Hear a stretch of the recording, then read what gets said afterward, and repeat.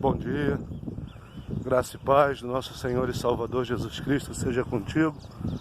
Mais um dia de atividade física. Já fizemos o nosso treino de calistenia, de cardio, de funcional. Agora estamos na caminhada. Que seu dia seja abençoado poderosamente. Hoje nós temos uma palavra. E essa palavra é a respeito do sozo de Deus. O sozo de Deus em grego é salvação. E salvação é tornar-são. 1 Tessalonicenses 5:23 vai falar sobre isso. E o mesmo Deus de paz vos santifique em todo o vosso corpo, alma e espírito, e sejam apresentados irrepreensíveis. Ou seja, quando nós entregamos a vida para Cristo, o sozo de Deus ele age na nossa vida, tornando o nosso corpo físico, a nossa alma, mente, as nossas emoções e o nosso espírito sãos, sadios, curados. E esse é o sozo de Deus. Então muitas pessoas não entendem e se questionam muito o porquê disso, o porquê daquilo,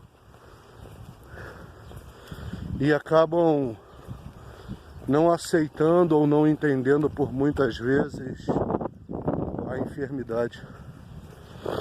E muitos dizem que a enfermidade ela é algo de Deus. Então, se a enfermidade é algo de Deus, a medicina e os médicos são do inimigo, são do diabo. Porque se Deus permite, se Deus quer, aliás, que nós fiquemos enfermos, enfermidade de morte, para que Ele ia permitir então a medicina? Então por que nós nos cuidamos, tratamos da nossa saúde, cuidamos do nosso corpo? Estamos sendo contrários então à vontade de Deus e fazendo a nossa vontade. Esse é o princípio básico para uma reflexão no dia de hoje. Se Deus ele quer que nós estejamos enfermos, e enfermos de morte, então a gente precisa aceitar que a gente não pode se cuidar, que a gente não pode visitar médico, que a gente não pode se tratar, porque se é vontade dele que a gente enferme, que a gente fique doente para a morte, então a gente não pode ser contrário à vontade dele. Essa é uma reflexão que a gente tem feito durante muito tempo, porque em Isaías está dito que ele verdadeiramente ele tomou sobre si as nossas dores e levou sobre si as nossas enfermidades. Ou seja, se ele tomou, ele levou, já não nos pertence mais e pertence a ele. É lógico que vamos passar pela enfermidade, vamos passar por uma doença, por outra, mas não vamos permanecer com ela. Porque com tudo isso ele deixou a sabedoria ao homem, para que através da ciência descobrissem causas, motivos e curas para determinadas enfermidades. Então o que a gente tem que colocar em mente é, se a enfermidade ela é de Deus, se a enfermidade para a morte é de Deus, a medicina é do diabo. Porque se a vontade de Deus é que a gente morra, e a vontade da medicina é nos curar e nos trazer vida, então está sendo contrário à vontade de Deus. É uma análise simples na manhã de hoje, para que a gente possa entender isso aí. Bem simples, porque o Evangelho ele é simples. O Evangelho não tem complexidade, ele não tem dificuldade. A gente que costuma dificultar tudo. Pastor, se eu estou enfermo, vai orando, toma posse da palavra, porque diz que ele levou. Pastor, e se eu não ficar curado? Você continua orando, você continua buscando, continua demonstrando a alegria de viver, porque uma hora ou outra ele vai eliminar isso da minha e da tua vida.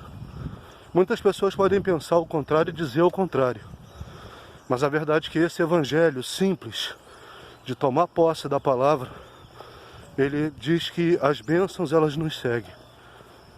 Então Preste atenção, reflita sobre isso. Se a enfermidade de morte é de Deus, a medicina e os médicos que curam são do diabo. Simples assim. Então não se trate, não se cure e aceite a morte.